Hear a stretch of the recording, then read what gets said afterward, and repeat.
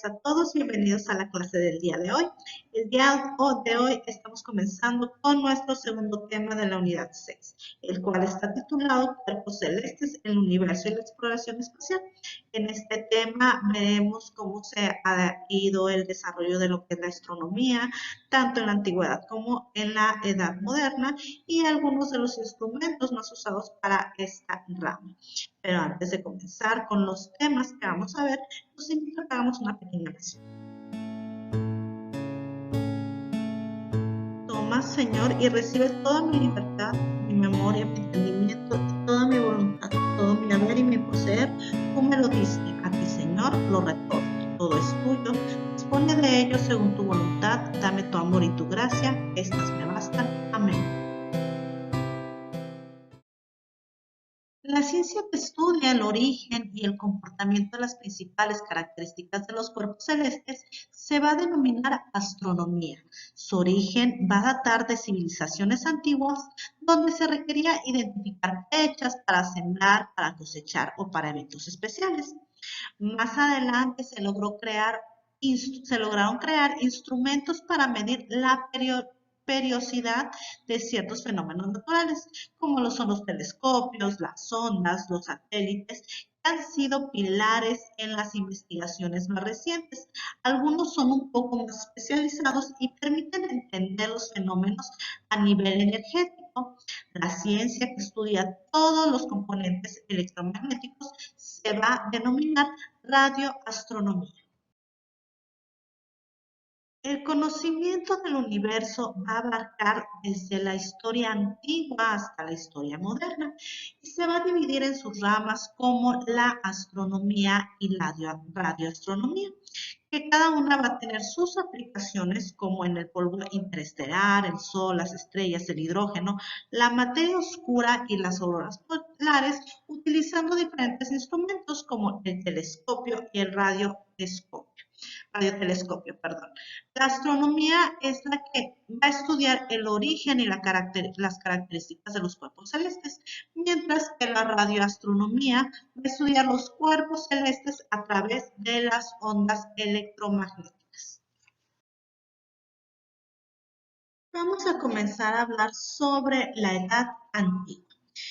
Los primeros primitivos comprendieron que el Sol, la Luna y las estrellas se van a mover de manera periódica. Ellos descubrieron el movimiento del día y la noche y las estaciones. Al final del periodo megalítico se descubrieron en piedras figuras de constelaciones. Los egipcios descubrieron que las estrellas realizan un giro completo de casi 365 días y crearon un calendario basado en este ciclo. Su calendario se componía de 12 meses, todos de 30 días. En ellos no existían años bisiestos, solo que cada 120 años se adelantaban un mes para acoplar de nuevo a esos días más que llevan. También reconocieron las fases que tiene la luna y finalmente este calendario que ellos elaboraron es el que ayuda a regir el calendario juliano, que es el que nosotros utilizamos actualmente. Los babilónicos, ellos en algunas de las constelaciones que hoy en día se siguen utilizando, son el principal aporte que hicieron. Reconocieron el movimiento de los planetas alrededor del Sol y situaron al Sol como el centro del sistema solar y descubrieron los eclipses de miles de años que después se distinguieron. En Grecia describieron el modelo geocéntrico, el cual establece que todo se mueve alrededor del planeta Tierra. De acuerdo con su teoría, la revolución de la Tierra alrededor del fuego cada 24 horas explicaba los movimientos diarios del Sol y las estrellas. Por su parte, lograron visualizar la existencia de los planetas visibles que fueron Mercurio, Venus, Marte, Júpiter y Saturno y describieron a la Luna como un dios.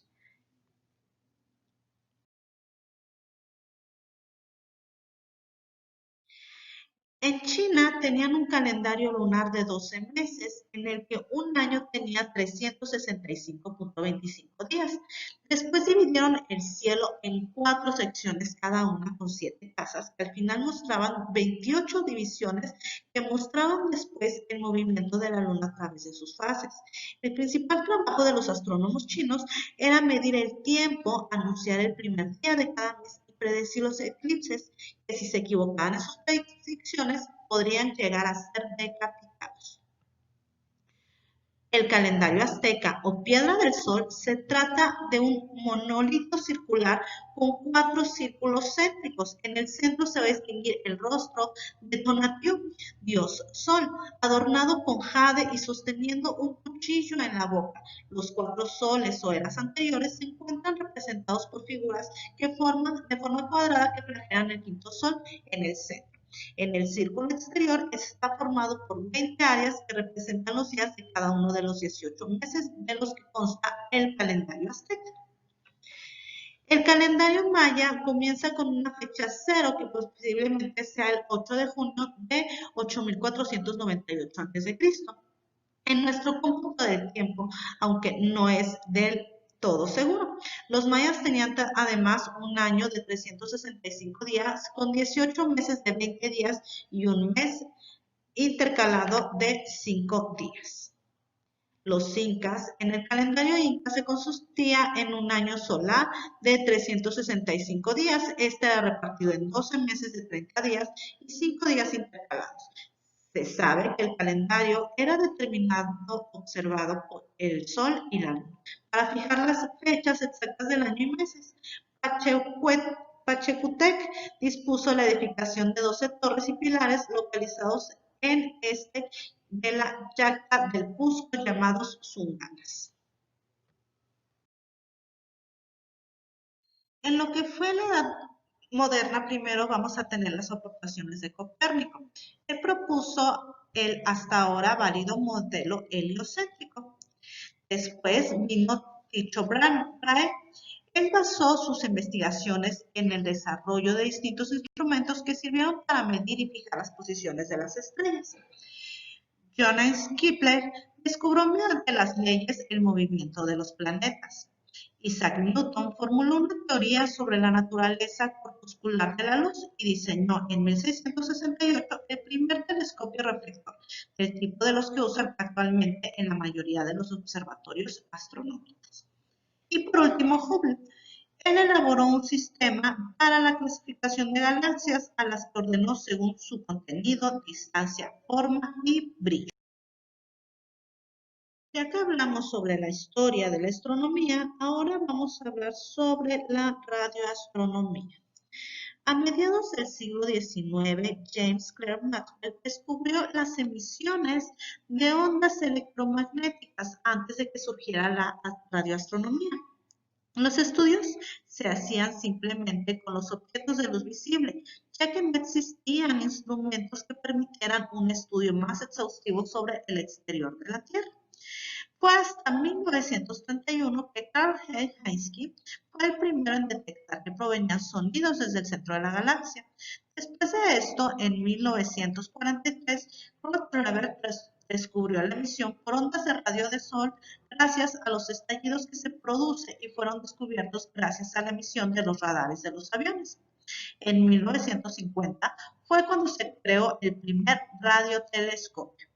Los hallazgos en la radioastronomía se detectan mediante mediciones cuidadosas para calcular la temperatura de los cuerpos que se encuentran a distancias muy largas, así como los planetas del sistema solar y las nubes cálidas de gas ionizando de la galaxia.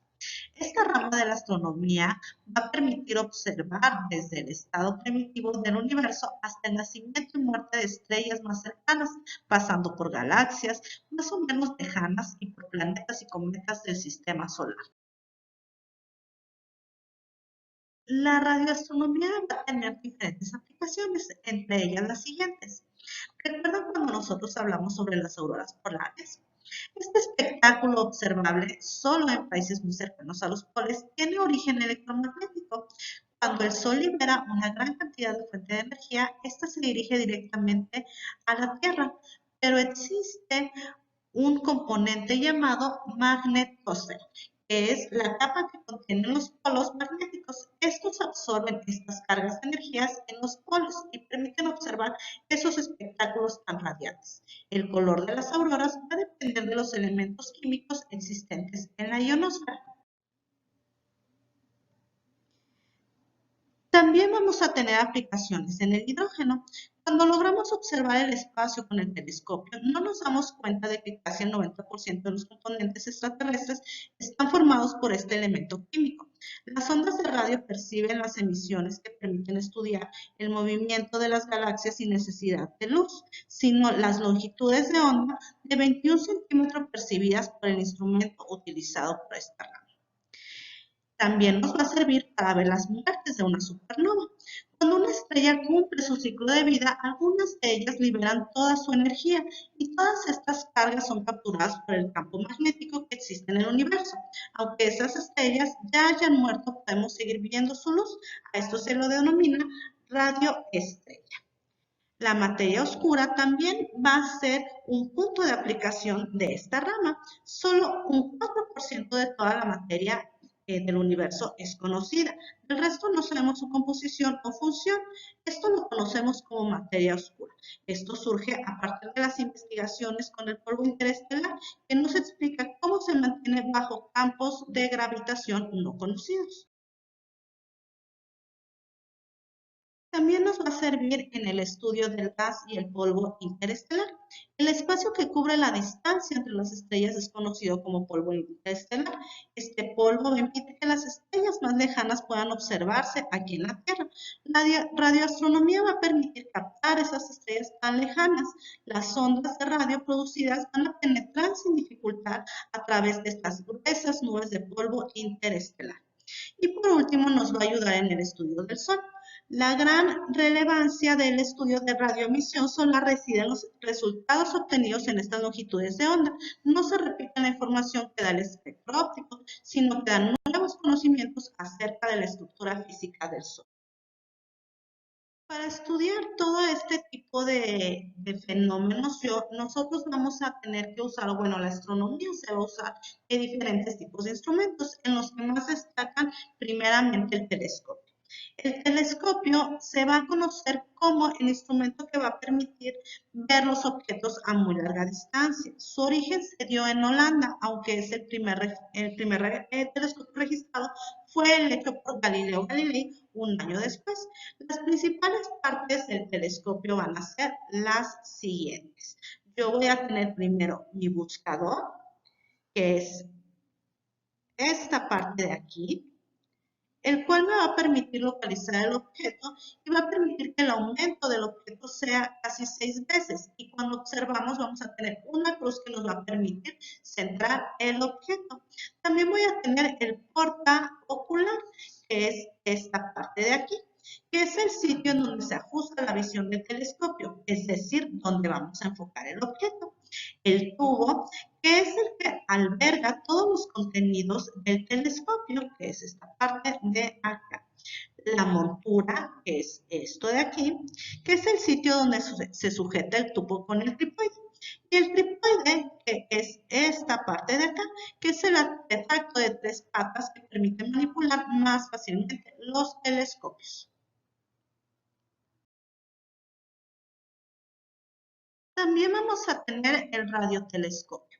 Cuando nosotros no podíamos visualizar un objeto en el espacio, se desarrolló el radiotelescopio, que es el que nos va a permitir percibir las emisiones de ondas electromagnéticas que naturalmente ellos emiten. Este va a surgir en Estados Unidos después de la Primera Guerra Mundial para distinguir la presencia de los enemigos. Estos radares fueron los primeros que detectaron ruidos que provenían del espacio, que los astrónomos entendieron que eran ondas de radios que producían los cuerpos celestes. Aquí mi imagen me muestra un esquema de cómo es un radiotelescopio. El radiotelescopio va a contar de su antena, la cual va a preamplificar y después va a mezclar mediante un oscilador local. Después esta señal se va a ir a un conversor analógico digital y la cual va a ser registrada y visualizada posteriormente en algún tipo de computadora. El preamplificador reflector recibe y enfoca un punto de donde viene la radiación. Las ondas de radios que se reciben son más largas. El tamaño del plato no va a ser tan relevante. Puede llegar a tener el tamaño de una antena de televisor, ya que su única función es observar las ondas de radio. Las partes del receptor van a estar a temperaturas muy frías para mejorar su rendimiento. Y luego de la amplificación, la señal va a llegar al registro, que es una computadora, ya que es el único medio donde se pueden percibir este tipo de señales. Con esto terminamos nuestros temas de nuestra clase de hoy. Espero que les haya gustado el tema y nos vemos en nuestra próxima sesión. Gracias.